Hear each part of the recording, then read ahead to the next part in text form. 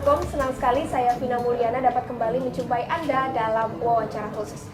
Kali ini di studio Liputan6.com sudah kedatangan tamu, yaitu Komandan Pasukan Marinir 2 Brigjen TNI Marinir RM Trusono. Bapak, apa kabar Bapak? Alhamdulillah baik. Baik ya Pak ya, sibuk hari ini? Cukup sibuk. Cukup sibuk, tapi terima kasih sudah menyempatkan waktu untuk datang ke sini dan berbincang-bincang bersama kami ya Pak ya.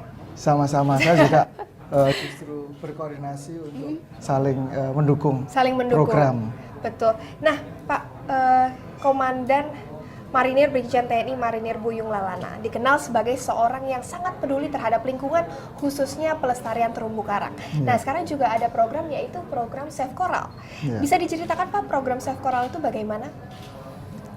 Saya memang datang ke sini dalam rangka untuk menjalin silaturahim dan kerjasama untuk bisa mensukseskan program Save Our Littoral Life. Yang di dalamnya juga ada Save Coral Reef, penyelamatan terumbu karang. Penyelamatan ini sendiri juga tidak hanya memelihara, namun justru menanam terumbu karang. Dan program ini diprakarsai oleh Komandan Korps Marinir Brigjen TNI Marinir Buyung Lalana, dan memerintahkan saya untuk hadir berkoordinasi dengan media. Betul. Nah, untuk penanaman terumbu karang ini sendiri, ini dilatar belakangi pemikiran beliau mensukseskan langsung mengimplementasikan poros maritim dunia, khususnya pilar-pilarnya. Paling tidak 2 pilar, yaitu pilar budaya maritim dan pilar sumber daya maritim. Karena dengan terumbu karang ini kita juga akan bisa menengok bagaimana peran terumbu karang terhadap berbagai perubahan iklim, seperti saat ini pemanasan global. Kemudian bagaimana bisa memberikan ketahanan pangan, khususnya protein.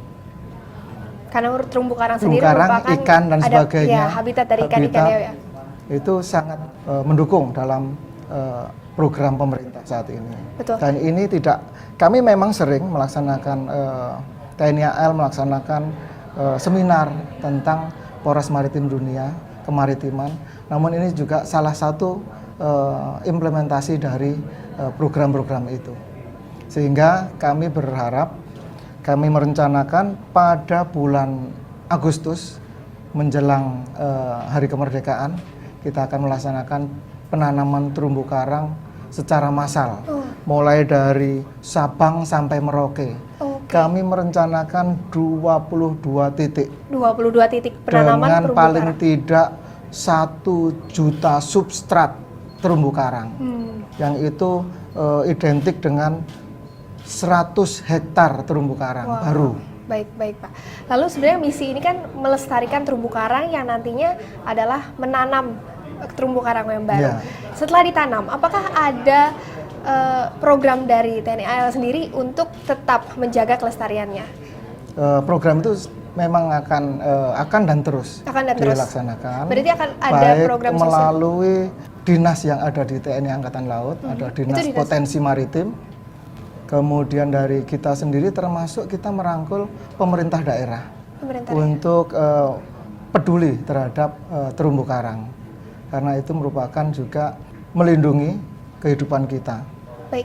Dan program itu dibarengi juga penanaman mangrove, kemudian rumput laut, kemudian benih-benih ikan, kerapu dan sebagainya. Tadi Bapak sempat menyebutkan 22 titik penanaman ya Pak. Bisa disebutkan kira-kira di mana saja titik dari penanaman terumbu karang itu aja? 22 titik itu antara lain mulai dari Pulau W, kemudian terus mengarah ke timur sampai dengan Merauke. Kemudian kerjasama dengan media ini juga akan memberikan motivasi kepada seluruh lapisan masyarakat untuk cinta kepada laut, maritim, dan khususnya pada event itu adalah terumbu karang. Berarti kerjasama dengan media yang sedang dilakukan ini, berarti media sebagai agen promosi untuk melestarikan terumbu karang? Promosi, dan bahkan kita berharap bisa live. Live. Ya, bisa Live penanaman pada saat- terumbu karangnya maksudnya Pak ya? Ya, dari bawah permukaan air laut. Oh, dari bawah permukaan Bukan air. live dari darat atau dari Oke. atas permukaan, tapi dari bawah permukaan. Baik. Kita sekarang berlanjut ke salah satu program yang digagas oleh Presiden Joko Widodo adalah Nawacita. Salah satunya adalah meningkatkan Indonesia sebagai poros maritim. Iya. Dari TNI Angkatan Laut sendiri, apa saja program-program yang sudah digagas untuk mendukung pelaksanaan dari cita-cita Pak Jokowi tersebut, Pak? Saya sendiri dari Marinir, namun kami juga monitor kegiatan TNI Angkatan Laut. TNI Angkatan Laut sudah siap sebagai penjuru untuk melaksanakan program-program yang disampaikan khususnya Poros Maritim Dunia. Program apa saja Pak yang sudah dilakukan? Program-program yang dilaksanakan antara lain juga untuk bagaimana menciptakan masyarakat yang peduli, yang cinta dengan maritim, dengan laut, dan kegiatan-kegiatan lain seperti ada seminar, ada kerja atau bakti sosial, civic mission dengan menggunakan kemampuan yang ada di TNI Angkatan Laut. Dan ini tidak bekerja sendiri, namun bekerja sama dengan kementerian dan lembaga yang ada. Seperti saat ini dengan Kementerian Kelautan dan Perikanan, di bawah koordinasi Menko Kemaritiman. Ini semua sudah kita laksanakan dan kita memang tidak bisa bekerja sendiri, namun bekerja sama bersinergi dengan kementerian dan lembaga yang lain termasuk dengan masyarakat dan media. Baik.